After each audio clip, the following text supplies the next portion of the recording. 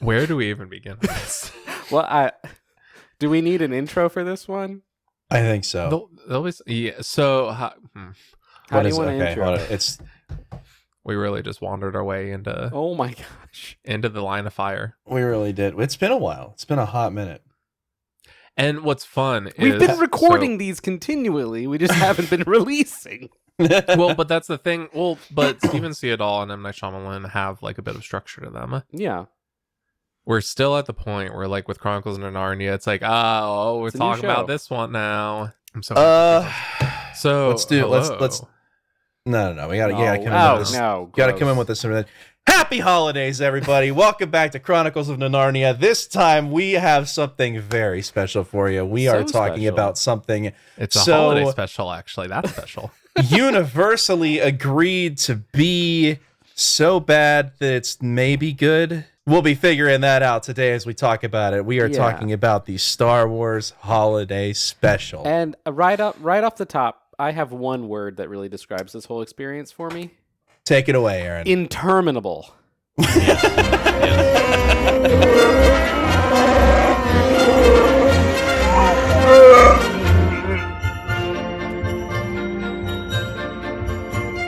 So, hip, hip, stand. So, hip, hip, stand. So, hip, hip, stand. It wouldn't stop. And I really wanted it to stop at some point. Yes. So usually you have these things that the holiday specials, they're like 15 minutes, half an hour, 45 minutes tops. Like it's not a feature length puts film. on a red hat. This was they, like an do some hour goofy and little a hijinks. half. It was a little over an hour and a half. It was over an hour and a half. It took so long. It felt Original and broadcast, significantly 2 longer. hours with commercials. Yeah. it just didn't end. And I kept asking myself through the whole thing, who is this for? Okay, so the Star Wars Holiday Special. Wait. Came out. Hold on. This came out in You're stealing my thunder, 1978. Hans. Huh? You're stealing my thunder, Hans. Yeah, this is Zach's episode. Put Thank some you for the Christmas intro. I'm spirit just in trying it. to. Thank you for the Good special Lord, holiday special intro. Yes, he is. That's why we're here. Shut up. I don't want to give him credit for this. So, well, you ask a very good question. Who is this for? For the holiday, not the movie. Jesus had nothing to do with this movie. No. So, let's give a little background. Yeah, it's 1978. Nobody knows what Star Wars is yet. Not even. So George that's the thing. Lucas. Okay, so that's where I'm coming from. So 1977, Star Wars releases in theaters. It's not Star Wars Episode 4: A New Hope. It's just Star Wars. Mhm. Star Wars is born. There was no Star Wars before. Now there are Star Wars in 77. And we would have to wait until 1980 for Star Wars Episode 5, which is like really where like that's peak Star Wars. People love that. Like, you know, that's a banger. And then 83 for Episode 6. So in 77, you maybe saw Star Wars. You went and saw it in theaters and you loved it. You haven't seen a movie like this before. And maybe you went and saw it like multiple times. Like, you know, you had a lot more like, you know, repeat movie going back at that point. And then 1 year later, the Star Wars Holiday Special comes out. And for a weirdly long amount of time, that is all Star Wars is. Star Wars is Star Wars and Star Wars Holiday Special and nothing else. When did the Ewok movies come out? Like you're talking like Episode 6, that came out in 83. No, like the Ewok movies. I didn't know that was a thing. Yeah, so what the hell are you talking there about, were my man? okay, no. Caravan of Courage, 1984, and Ewoks: The Battle for Endor, 1985. Yes, okay, those. Okay, so those So those came out after Episode 6. Okay, yeah. So this is all. So Did you know there were Star Wars spin-off movies before the Disney Star Wars spin-off movies? did you know that there are like 1,000 terrible Star Wars novels? Anyway, okay. So listen, shut up. So Star Wars is mostly bad, but I love Star Wars. Star Wars is mostly bad. And the thing is, even the hardest, the most ardent of fans, the more you like Star Wars, the more you know that Star Wars is mostly bad. Okay, but this is impossible for the current human mind to comprehend. As long as I've been alive, Star Wars has existed. Yeah. Like there's always been Star Wars. It's not like Star Wars existed. It's like I learned what Star Wars was. No, my dad saw Star Wars in the theater when he was 7. So like, And then so for us, there's always been Star Wars. We live in a post Star Wars world. But for a while there, this was all that Star Wars was. So I really like, as long as I've consciously known about Star Wars, like pretty much I learned Star Wars was a thing. Very soon after, I don't know exactly how soon after, but very early on, I heard about there's this Star Wars holiday special and it sucks. Oh, yeah, yeah. But I've never actually gone around to watching it now. Yeah, I mean, my entire life, I've always heard, oh, there's this thing called the Star Wars Holiday Special. They don't want you to know about it. It sucks. And I imagine this is true for many people. Like, there's definitely fans that have been watching this. Bootlegs have been passed around for some years. But for most Star Wars fans, I would wager, even like pretty hardcore Star Wars fans, like, you kind of know there's a Star Wars Holiday Special and it sucks. So, like, I knew about Star Wars, and then like 5 minutes later, I knew about Star Wars Holiday Special sucks. And that was like when I was a kid, and I never got around to watching it. I just watched it for the first time today. Well, because so it sucks. I've I've known for like 20 years, like not even exaggerating, for literal decades, plural. Yeah. All I've known is there is a Star Wars Holiday Special and it sucks. And that did not prepare me for how much this thing was gonna suck. It is much worse than you think it is. I have literal decades of only knowing and only having reinforced this thing exists and it sucks. And I watched it and I'm like, I was not ready for how much that was gonna suck. Like, that is insane. The amount of prep time I had to have expectations set accordingly. And I did not set my expectations low enough. Yeah, the lead up to how terrible this thing is, it wasn't enough. So I was not prepared for how bad it is. Chronicles of Nanarnia, dashing through the snow. So you're here for Chronicles of Nanarnia. Nanar is like the so bad it's good. That's what it is. So maybe you've been hearing about this and you think like it's a so bad it's good kind of funny thing that people like. No. You may think there's some entertainment value into this. Oh my gosh. We talked countless times on Steven See It All how we were watching this, so you don't have to. Like, this is, we watched it, so you do not watch us. This is not a funny joke, ironic thing that you will watch once a year and you'll have laughs with it. It is interminable. I checked the time. I was like, oh my gosh, I've been sitting here forever. I paused it. I was 11 minutes in when I first started feeling, oh my God, I'm feeling my body wither away. I've been sitting here forever. That's because 11 minutes in, no dialogue. No. Okay. Can we talk about okay. Give us a rundown. Yeah, Someone give us a rundown of the story, because there's one fundamental baffling decision that I kept the entire movie. I'm just running through my head. There is one fundamental decision that was made about the setting of this movie that made it impossible to watch, and that it is the main cast is all Wookiees. They don't even give you subtitles. No. Okay. Do you want to know something really funny about this, though? Yes. Also, so something that is extremely funny is that Star Wars existed. They were working on Star Wars Episode 5. Basically, CBS was like, hey, can we make like a television Star Wars thing? Like, the only direction that they got was a film about Wookiees, nothing else. And then he didn't direct it. He didn't script write it. He was like, yeah, sure, I guess you can make a Star Wars thing. Make it about Wookiees. How much and you getting paid for it? And they're like, okay, yeah, a TV Star Wars thing. That's great. Star Wars is super successful in the theaters. We need to make like a TV Star Wars thing. But Lucas was like, build it around Chewbacca's family. I want a movie about Wookiees. There's this Chewbacca guy. I want you to know Chewbacca's family. CBS is like hiring people to try to put together this thing to make it about Chewbacca's family. And literally, like, you had writers on this that were like, this is a bunch of shag carpets grunting in a fake language. No one's going to know what they're talking about. And according to the phrasing that Wikipedia uses from the Vanity Fair article, the Han Solo Comedy Hour, is regardless, Lucas would not budge on his vision. That sounds about right. So the mind of George Lucas, I don't want to be harsh. The mind of George Lucas is legitimately genius, first. Yes. So number one, genius, like certified. 2, entirely inscrutable. You do not know why this man makes the decisions he does, and there is no purpose in trying to understand them. He's the Hideo Kojima of Western cinema. He basically, in this like specific way, like, this is the guy that like he's talking. It's funny because for how much people argue about canon, this is the guy that he's like being interviewed by Jon Stewart, Daily Show, host of Daily Show, Jon Stewart, and Jon Stewart's like, where does Obi-Wan Kenobi come from? This is like maybe one of the biggest potential like lore drop like questions you can ask. This like most famous beloved character, where does he come from? And George Lucas just goes, oh, he comes from a planet called Stewjon. Purely because he was talking to Jon Stewart when he was asked the question. He named this planet Stewjon. That's on Wikipedia. Like, that's real. That exists. Like, this man simultaneously cares so much and also gives absolutely no like, you cannot.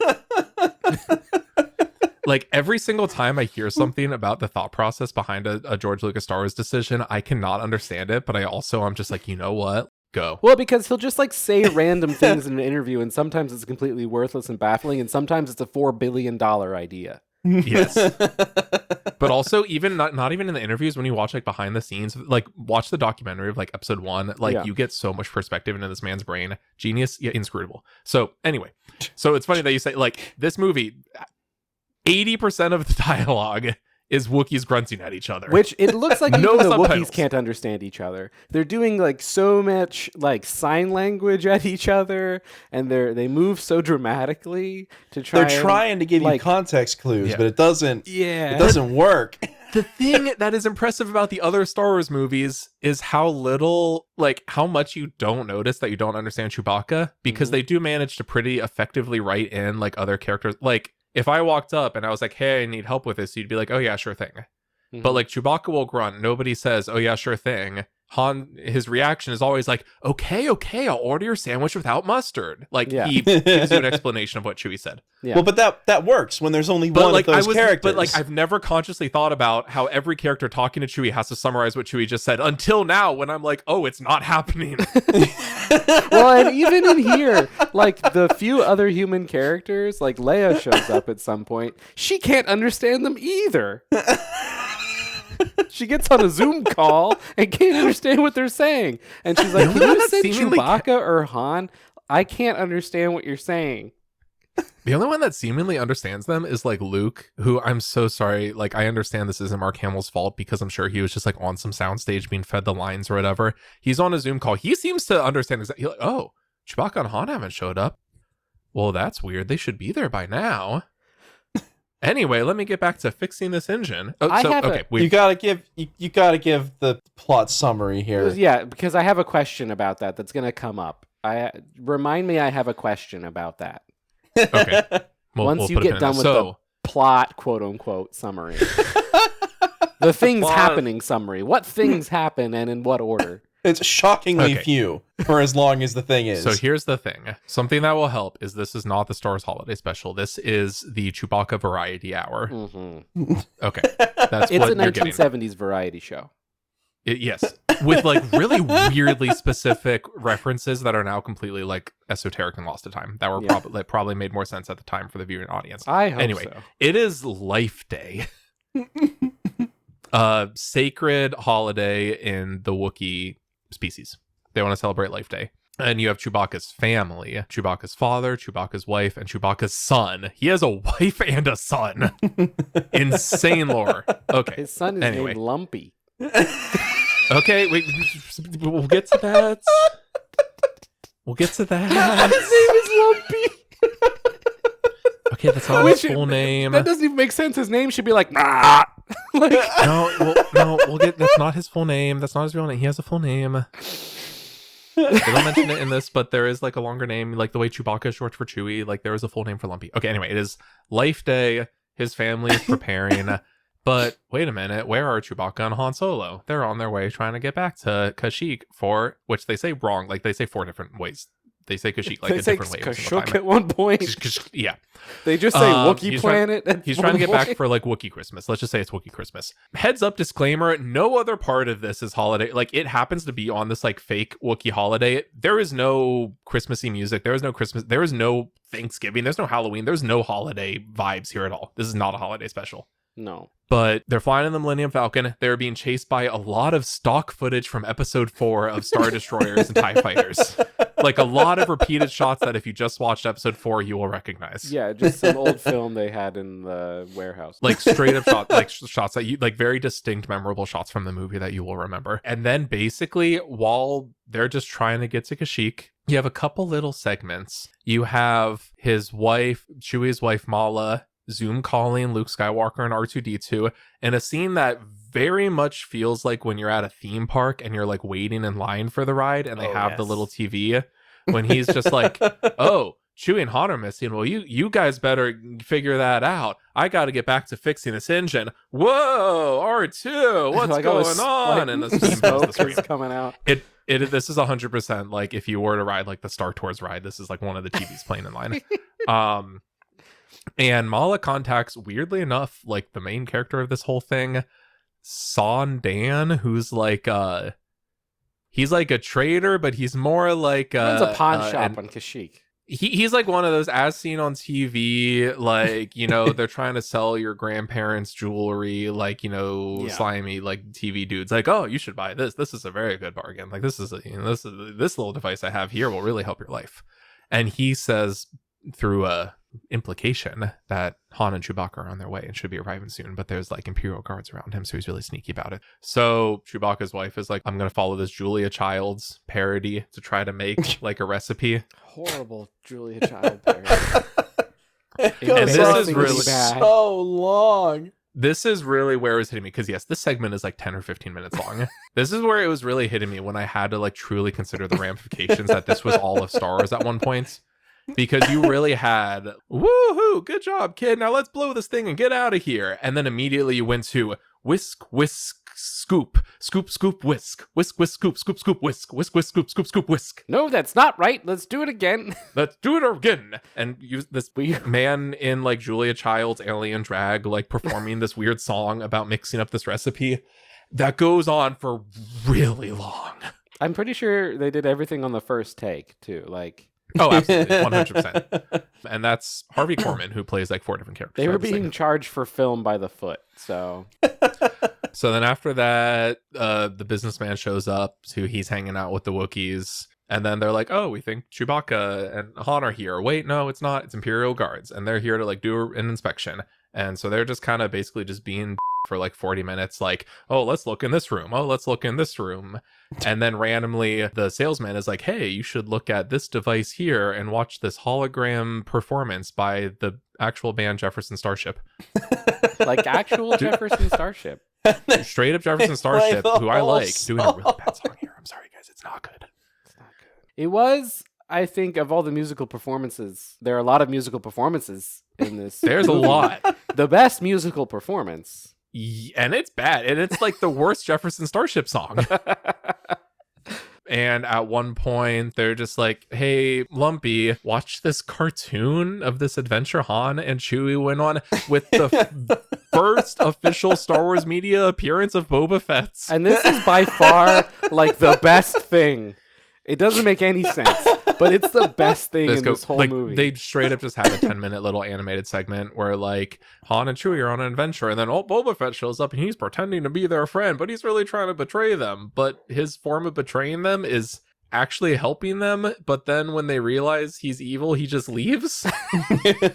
He hasn't done anything evil. And that's the best part of this. this entire thing. That 10-minute segment is the best. So that's what I needed to look up earlier. Something very important to know is that this whole holiday special has never officially been released. So it was created, it was broadcast by CBS in America and by like another network in Canada exactly one time the week before Thanksgiving in the year 1978.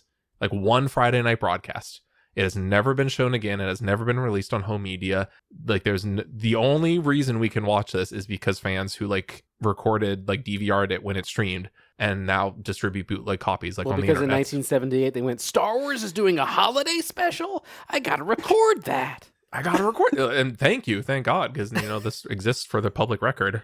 But that little 10-minute animated segment out of context has been released as like a fun little bonus feature, like on some Blu-ray releases. Yeah. And actually, you can just watch it on Disney Plus. Wow. You can go to Disney Plus and watch that animated segment right now. It's like 10 minutes. Star Wars Holiday Special is not coming to Disney Plus ever. Don't even ask. It shouldn't.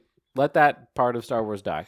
Let the past die. Kill it if you have to. Well, it's one of those.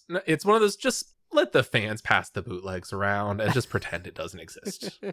That's the best. That's what they've been doing. That's what they should keep doing. You're still only halfway through the story.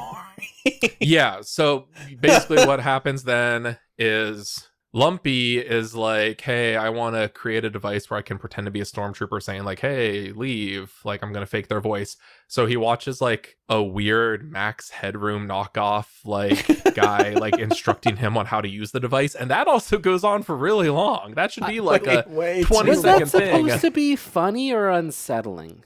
Yes.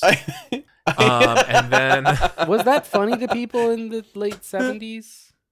I can't imagine. Was that comedy? I don't know it what was an that attempt was. at it, I think. They randomly have Stormtrooper broadcasts that just, or Imperial broadcasts that are just like, hey, everyone, you're like on detention. Don't leave your house. Randomly on like Kashyyyk and Tatooine, like just the two planets that exist in Star Wars now. So the only two planets we're going to acknowledge. Is this the first time we've like actually heard of Kashyyyk? Yes, it shows up here and then it shows up in Revenge of the Sith, like so many years later.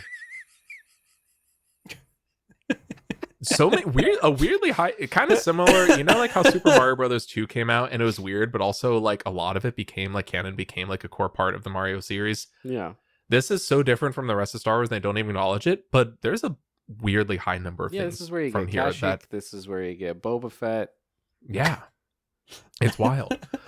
And then you have a segment where Bay Arthur of the Golden Girls fame is the bartender at Mos Eisley Cantina again, because we have like 4 locations in Star Wars and 2 of those do not exist at the end of Star Wars. They blow up. This is an educational video. This is an educational broadcast to all the citizens of the Empire, Yes. so that they can feel better about their lives because of how crap life is on Tatooine. Except like during this whole sequence, the reason life is crap on Tatooine is because of the Empire. And also it's not that bad. Like they end this segment, everyone just like singing a song together and dancing out of the bar drunk. Like they're having a great time over on Tatooine. I don't know what anyone is supposed to learn from this. I have no idea, but she's in charge of Cantina. There's this alien who's kind of like flirting with her. He drinks booze like through the top of his head, so she like pours a funnel of like booze into his head, and she sings a song about like, hey, no, this was a misunderstanding, please leave.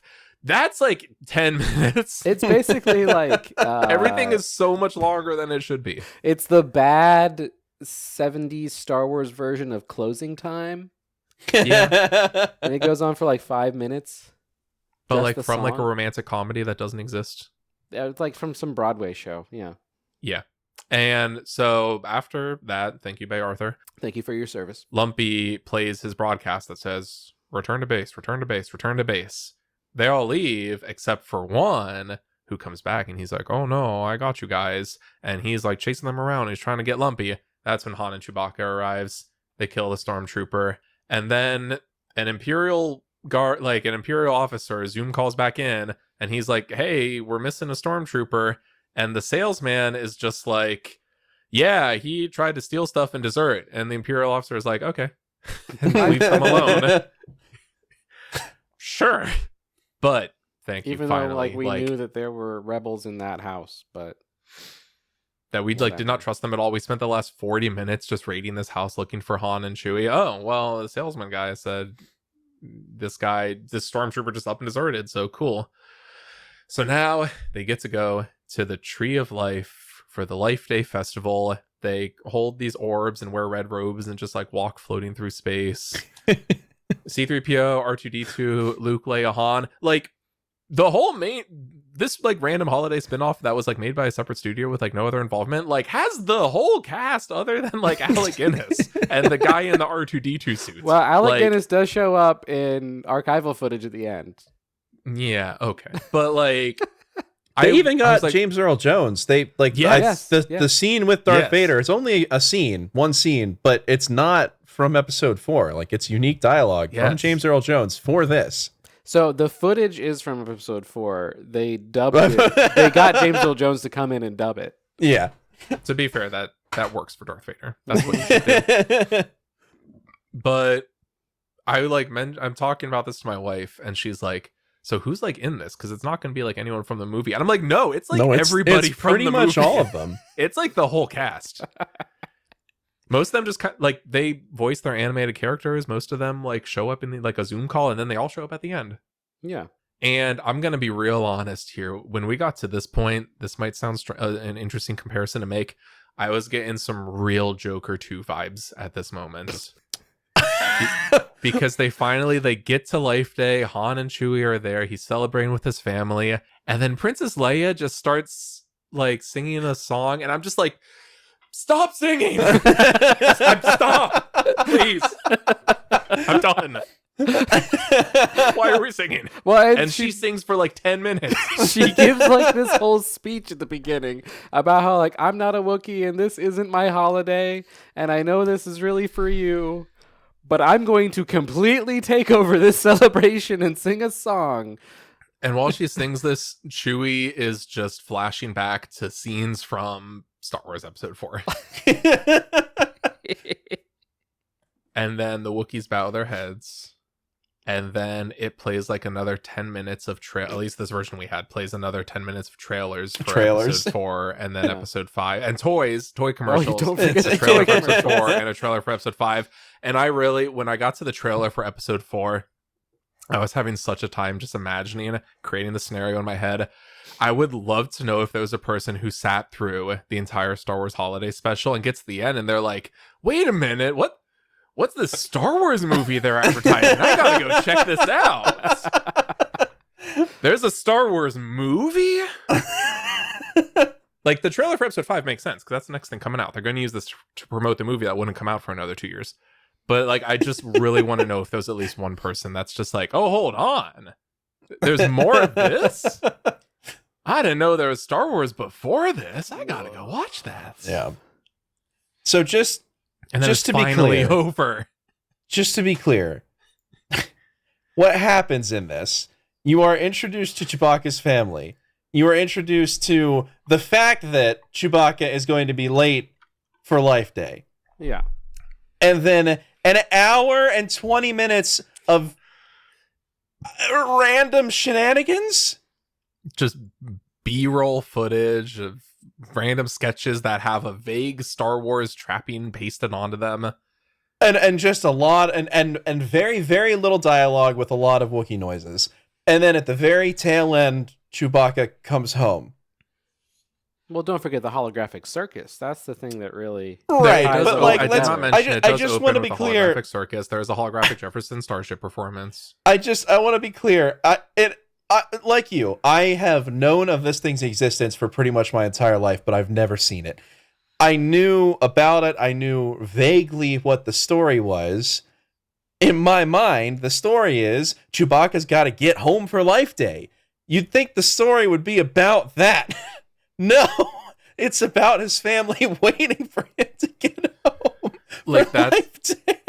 No, I like, would have watched the thing about him trying to get home for Life Day if it were 45 minutes long and it's just like some dogfights and like running down corridors and stuff trying to get away from stormtroopers.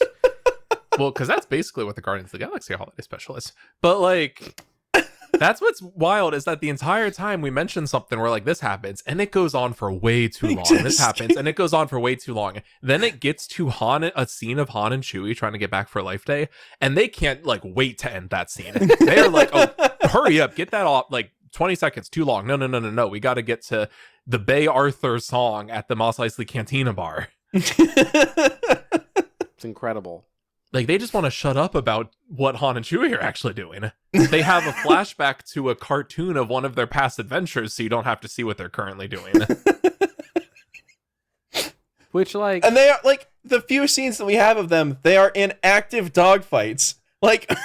They're like, oh no, there's these Star Destroyers. Oh no, there's these TIE fighters. We entered out of hyperspace. Get on the blasters and shoot them down. So I had such a hard time figuring out what I'm supposed to think about the cartoon.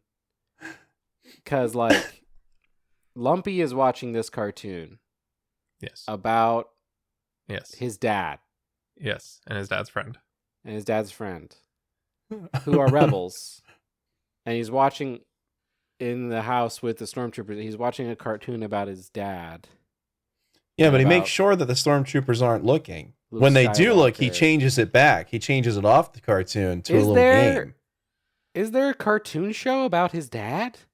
In this universe that we built? It would appear so. And let's be very clear, pre-Disney acquisition, this holiday special was, up until the Disney purchase of Lucasfilm, at least somewhat canonical.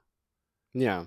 like the person at Lucasfilm in charge of this had this at like the kind of beats here. Like Yeah. if something else more important disagrees, go with that. But this was canon. That I can imagine Lumpy this was watched like this cartoon. a pilot, kind of like, so there was the Droids cartoon.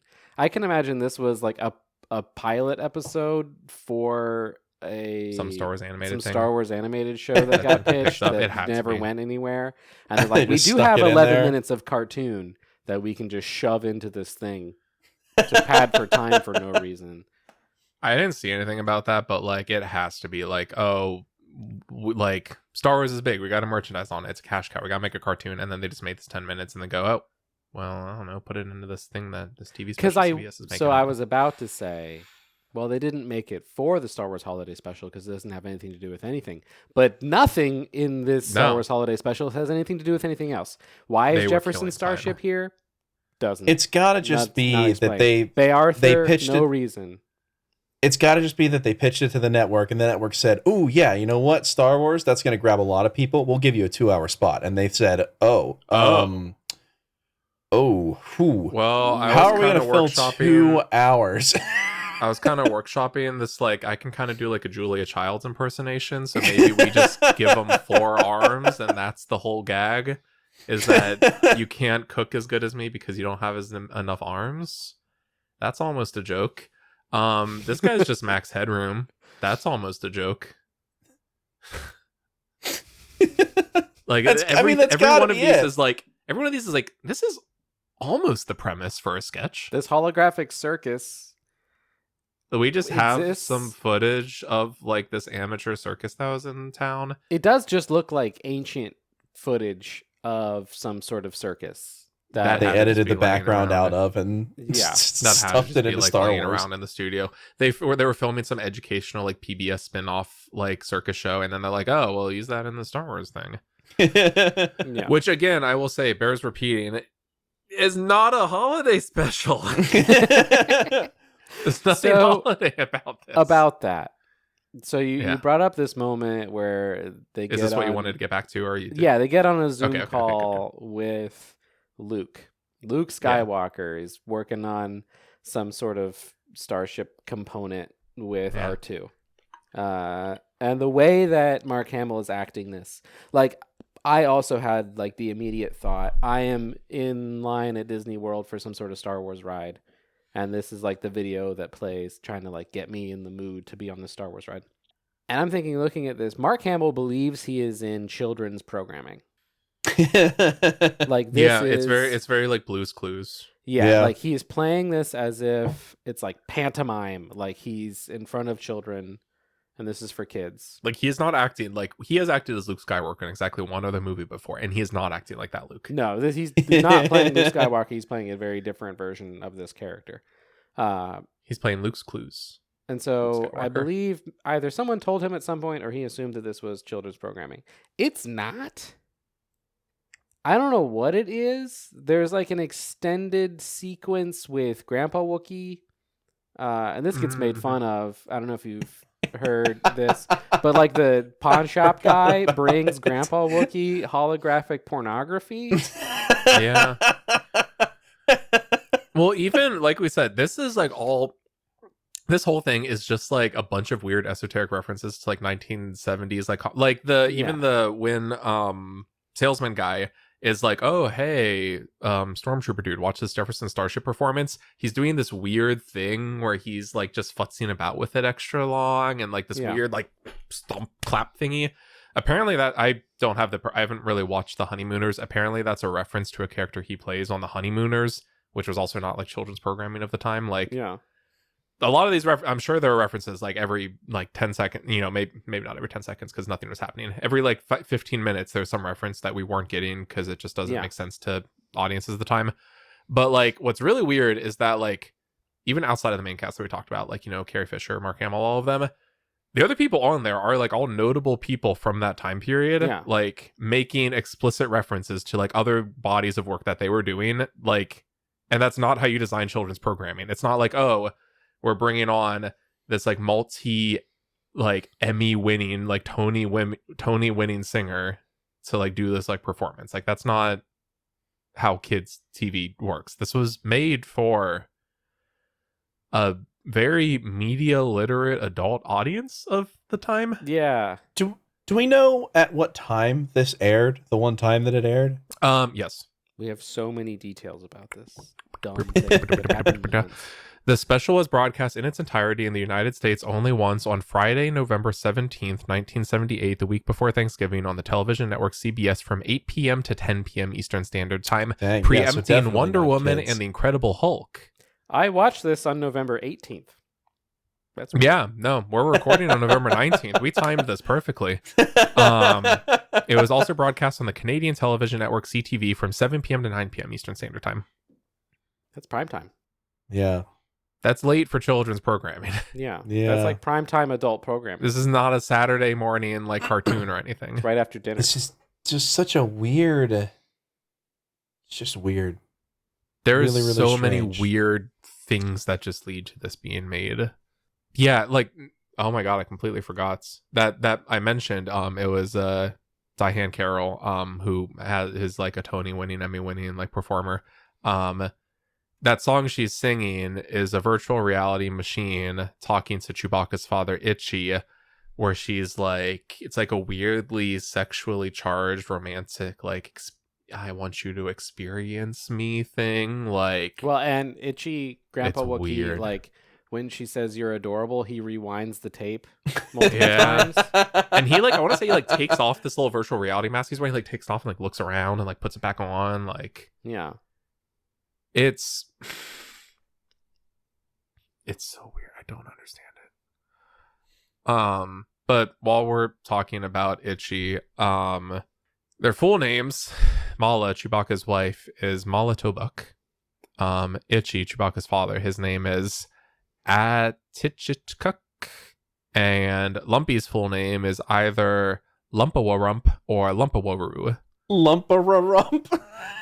So I bring this up because, like, again, this was like very new into what Star Wars was. Like, I want you to like, we know we've lived in a world of Star Wars, so we're used to like Chewbacca, who goes by Chewie.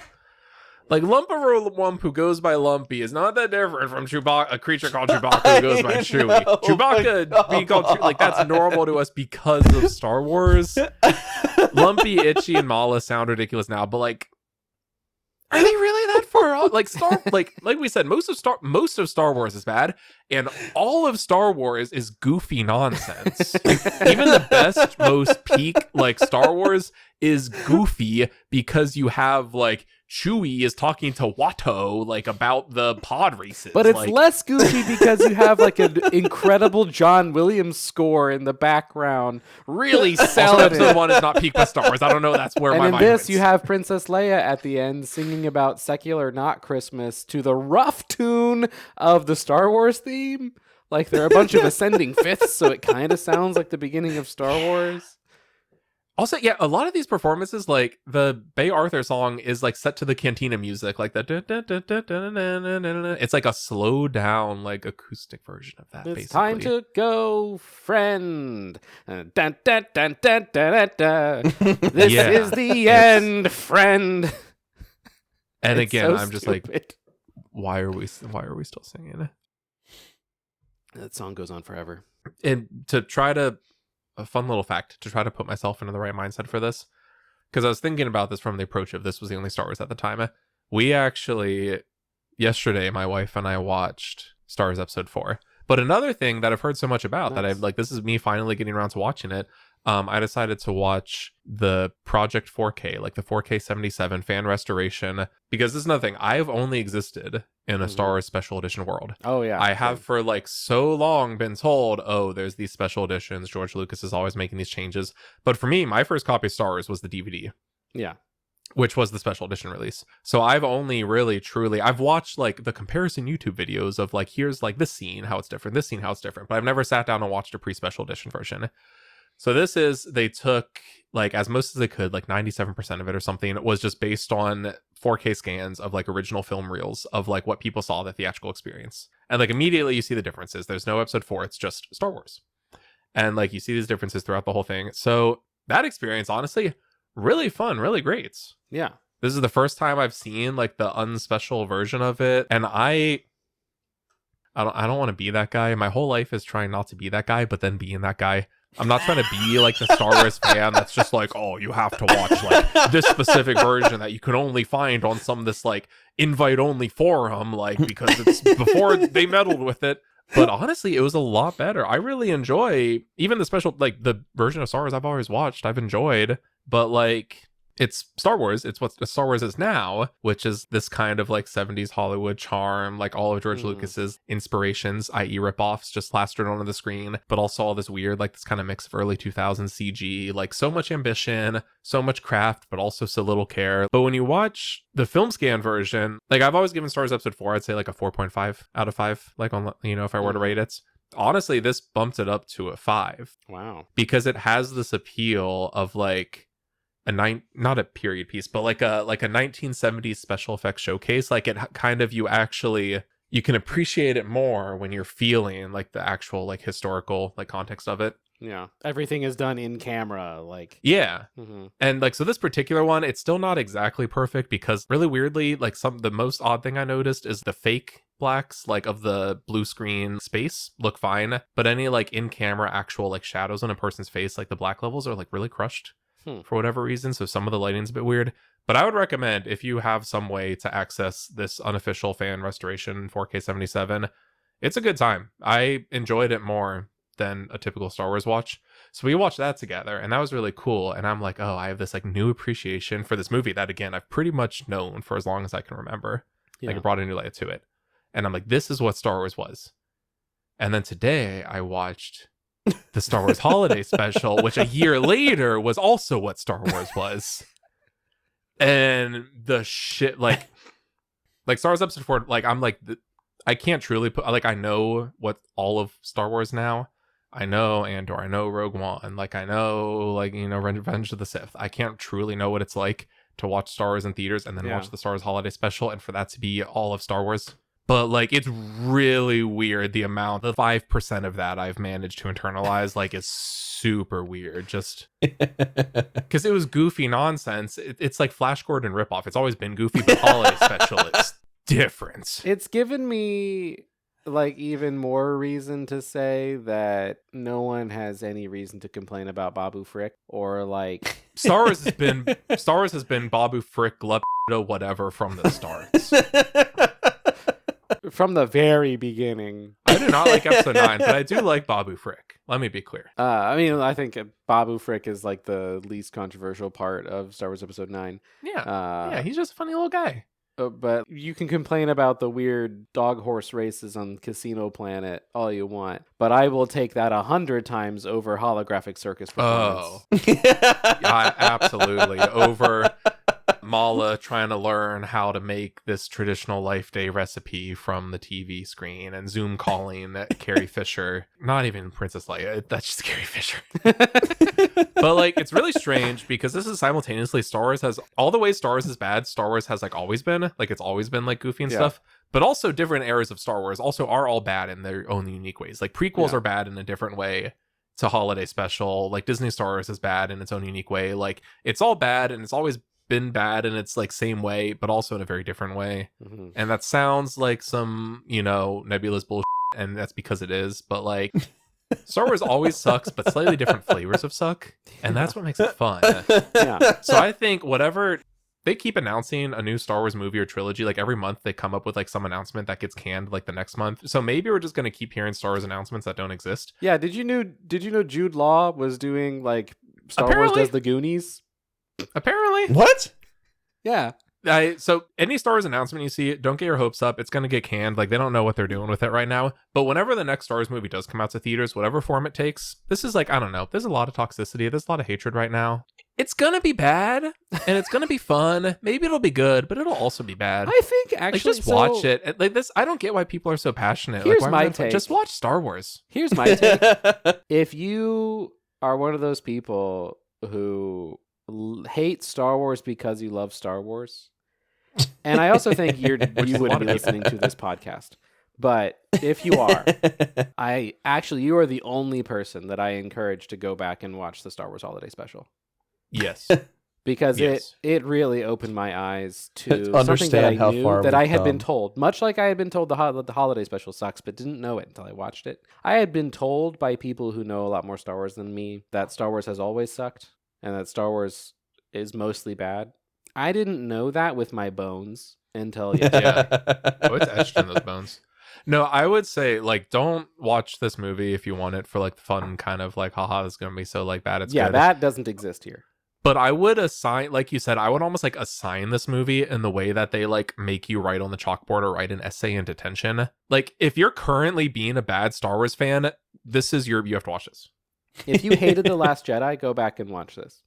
If you hated any Star Wars thing that's come out in the last like 15 years, Yeah. go back and watch You'll- this. You'll gain a newfound appreciation for it. You don't know seeing what this we Star- had in The Last Jedi. Because even the Star Wars that I don't like I thought the Book of Boba Fett was disappointing, but like I was watching it because it was Star Wars. I'm not gonna go start like an angry forum thread because I know what I'm in for at Star Wars. Yeah. And again, it's really weird because it's not all even. Andor is phenomenal. Book of Boba Fett was disappointing, but like it's all Star Wars. This was actively bad. Just don't get too tied up into it. Don't get too emotionally driven by what Star Wars is, because Star Wars is going to be Star Wars, and it can really only be that. Yeah. I mean, I love Empire Strikes Back as much as the next guy.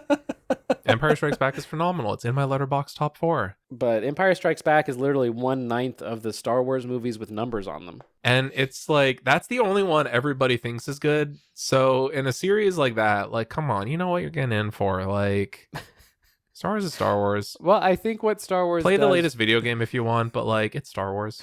the video games actually often pan out. I think they have a higher success rate than the movies. But it's still all Star Wars, baby. It's I all think Star Wars, baby. the thing, pretty much everyone agrees that Knights of the Old Republic is not only an all-time classic Star Wars game, but like an all-time classic RPG, just like as a game. And I think it's because it's the least Star Wars of the Star Wars games. It takes place like 10,000 years before, the prequel movies. Like it's basically in a completely different universe. It's basically like, what if we could have the Force and lightsabers and like nothing And that's else from Star Wars and do our own take on it? And it's great. It's a wonderful game, and I've played it through multiple times. This is sidetracking us, but it is funny to me how for these, this is the thing Dune does, this is the thing Warhammer does, and this is the thing Star Wars does. Dune explains it. I don't have enough experience with Warhammer to know if they explain it. Dune explicitly, like, a lot of the narrative is explaining this, but it is kind of fun that you go 10,000 years in the past, and it's like, oh, all the technology and stuff that you recognize is still there. Like, there Warhammer has explains been that. no... Okay, I kind of figured, but I just can't personally speak to that. It's Dune, the same like, explanation as Dune. Oh, okay, that's fair. I should have assumed. Because Warhammer is just it's like a heavy metal version of Dune. But like, as far as I can tell, there's other people that know Star Wars more than me. Maybe they explain this. To my knowledge, they don't explain this. We basically have Star Wars like 10,000 years ago. So you have like Old Republic, then 10,000 years later, the prequels, then 20 years later, the original trilogy, and then like what, 40 or so? I don't know. Something like that. 30. It's like 10,000 years 30 ago, years. and then a bunch of stuff that conceivably happens in a human lifetime. But also, there's really no human technological cultural development between those, and I don't want them to explain it. I just accept it, just because there has to be a lightsaber in the Star Wars thing somewhere. There has to be the Yeah. lightsaber in the Force. You can't develop better lightsabers because then they're not lightsabers. Yeah, and they've tried like lightsaber whips. Although, you know what? There were no lightsabers that I can really remember in the holiday special. Let's bring No it back. lightsabers. No This is lightsabers. true. That's why it sucked. There were in the trailers that they played afterwards. There were, There and in the were. toy commercials, the action figures had lightsabers. This is true. That's it. Star Wars is just action figures. That's what it is. You can Yep. have fun with action figures, and you can play badly with action. It doesn't matter. It's action figures. But this was bad. Don't watch this. Don't watch it. Watch literally anything else Star Wars. You're only allowed to take this as medicine. I gotta be honest. As bad as this movie was, I'm kind of like juiced up on like some dumb Star Wars bullshit.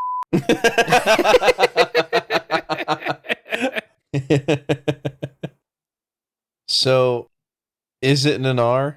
No. So okay, listen. No, it's medicine. Hear me out. I don't want to be too restrictive, too gatekeepy, like too strict. I'm not like a Nanar. You don't want to be that guy that you always are. Yeah, well, the thing is, I'm not a Nanar prescriptivist. I'm like a Nanar descriptivist. Hmm. Mm-hmm. I do not think the qualities of what defines something as Nanar is personally, like, did I have an enjoyable experience watching this because it is bad? I think it needs to be accidental. If you try to do it on purpose, it's not Nanar. Yeah, no. It needs to be accidental. It needs to be attempting something. It needs to miss the mark, and people have to, like, seek it out and potentially maybe enjoy it, have a good time explicitly because of that. I did not personally have a good time watching this. This is not, like, my ideal Nanar, but I think this is Nanar. It is trying to be something. It fails. There's a lot of fun history going into why that happened, but, like, people seek this out because they've heard it's a train wreck, and they watch it because of that. That's why we watched it. It's a train wreck. I think that I didn't have fun, but I think it is Nanar. And I think there are a few people, like, in the movie who know it's a train wreck. I think Harrison Ford knows this is a train wreck. You don't have to Carrie think. Fisher We know knows this. she's in a train wreck. No, do you want to know what the cast has said about it? Yes, please. Tell me. So we, like, because every one of them has been asked about this, like, in interviews. Yeah, of course. So George Lucas has basically said this was really early on into Star Wars. They said, can we use the characters? I said, sure. I wasn't involved. It didn't turn out good. It was you learn. Moving on. Like, that's all. He doesn't, that's his opinion. Harrison Ford, he is the most, like, even if you just ask him, like, a normal, straightforward question about Star Wars, he's just like, why are you asking me about this dumb bullshit? Yeah. So when he was asked about it by Conan O'Brien, he, like, didn't even acknowledge its existence as, like, a joke at first, and then he said, I've never watched it. Fair. New York Times columnist David Carr asked Carrie Fisher about it, and she said that she could have been saying this as a joke, could have been saying it seriously, not sure exactly how much, but she said she came back to do audio commentary for the Star Wars trilogy. Part of that deal was she wanted a physical copy of this. She asked for a copy of the Star Wars Holiday Special so that she could, quote, have something for parties when she wanted everybody to leave.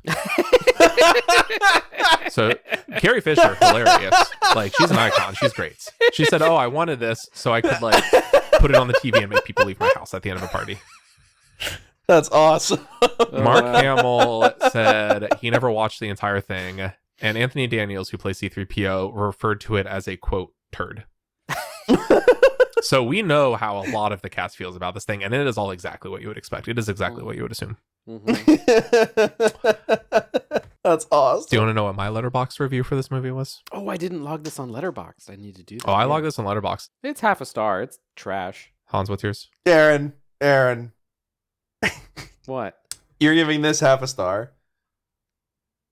Yeah.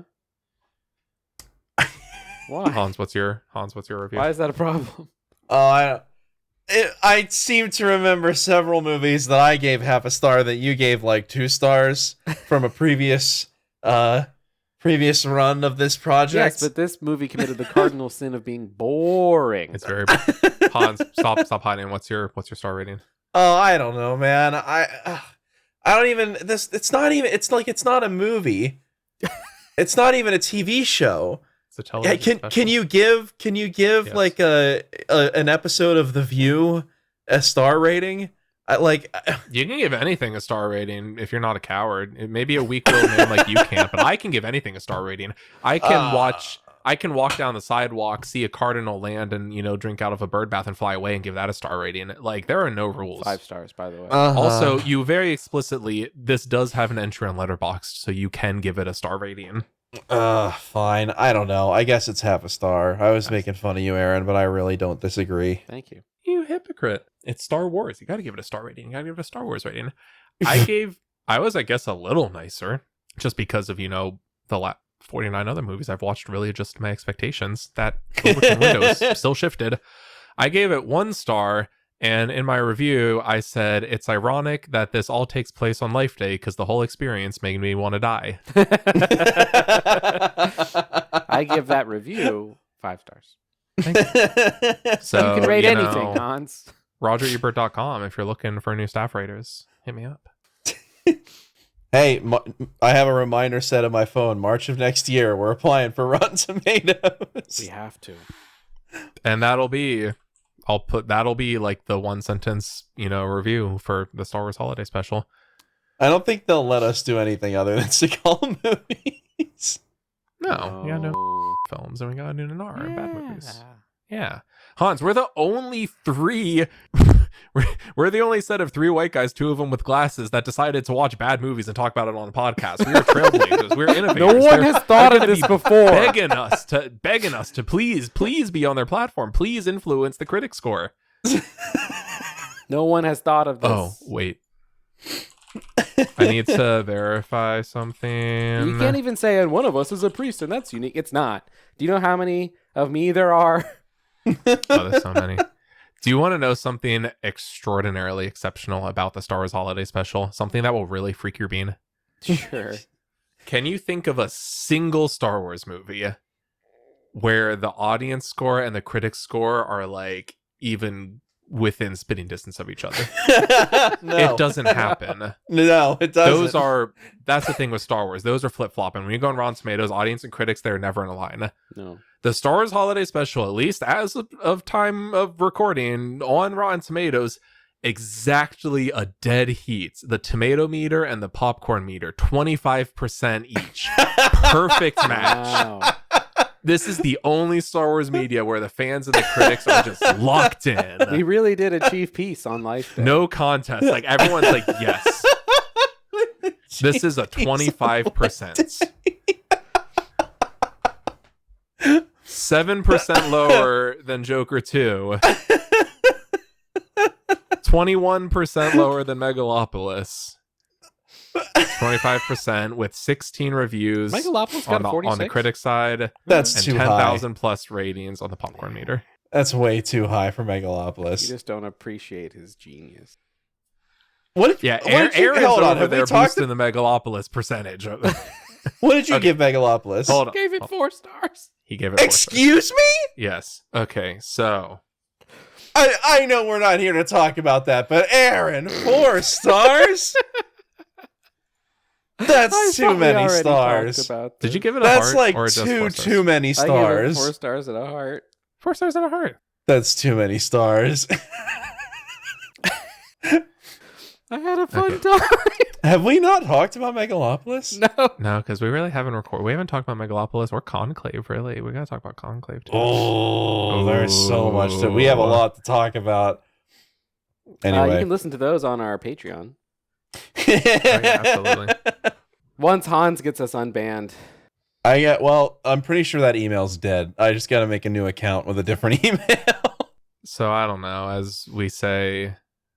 not as we say on Kashyyyk, as Princess Leia says when she visits Kashyyyk. Or on Kashyyyk. Or Or on Kashyyyk. Wookiee planet. Thank you for joining us for a day that takes us through the darkness, a day that leads us into the light, a day that we celebrate the light. Just imagine that's such a Ba, ba, ba, ba, ba. And I'm going to stop there. A day we celebrate the light. Ba, ba, ba, ba, ba, da, ba, ba, da, ba, ba, da.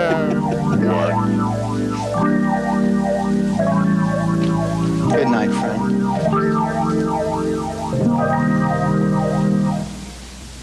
Good night.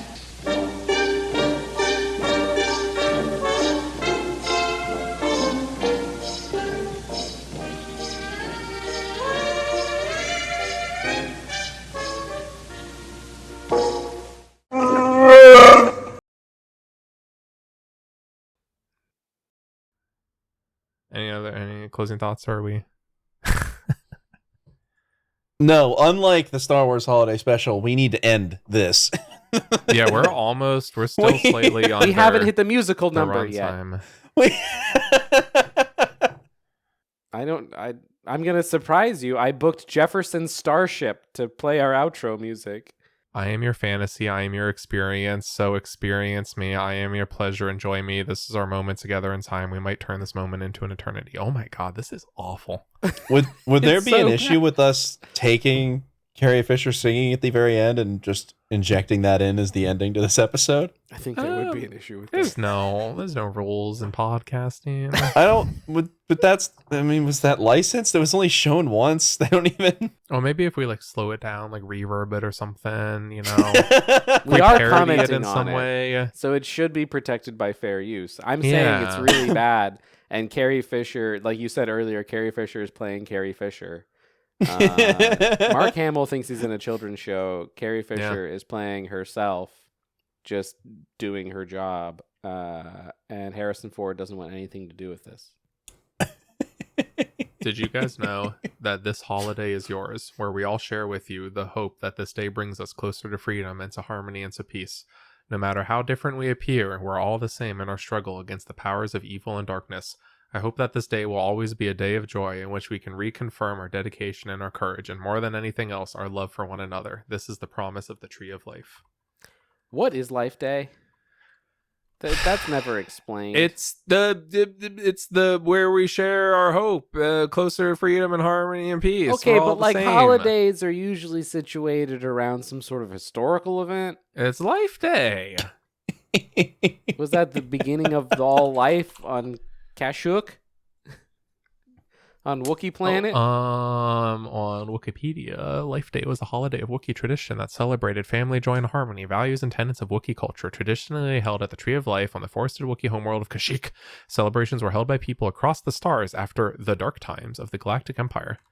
Making the Wookiee holiday their own, people marked the day with festive decor, lights, feasts, and music where sentients were reminded of compassion and the promise of the tree. So this is something, actually, Life Day is a self-fulfilling prophecy. Mm-hmm. Life Day exists for the Wookiees, but then you mentioned about like, holidays like being like, situated around historical things. After the fall of the Empire, other cultures celebrate Life Day based on that. It's like the whole world just started celebrating Diwali. Yeah, pretty much. The Wookiees are just like kind of doing their thing. And then after they... But I'm pretty sure like even Diwali is about a historical event, right? Like we talked about before, with this being canon. So this was Life Day is referenced in The Mandalorian season 1, like in like the first or second episode, like really early on in The Mandalorian, which is like officially full on straight up canon. So like the fact that other cultures outside of Wookiee celebrate Life Day is 100% like a thing in the Star Wars universe, at least currently. Yeah. It was mentioned in Mandalorian season 1, episode 1. I just said that. I'm sorry. I was looking at the Wikipedia page for Diwali. Oh, what did you learn? To see what historical event it was based around. What was it based around? It's based around multiple historical events. There's disagreement over which historical event it commemorates. Oh, well, there's no disagreement around what historical event Life Day is celebrated around because it's celebrated around Life Day. Life Day existed, and then everyone said, oh, we're just all going to do that. I don't know in official Star Wars canon now if they sit down and watch holographic performances of Jefferson Starship and if like weird, creepy grandpa's in the corner watching his Experience Me holotape, but in the living room. in the living room. In his fully immersive VR chair. That's a Life Day I can get behind. No.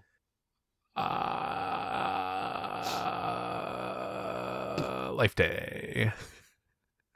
Yeah, now this is just like, oh, I forgot to mention. Oh.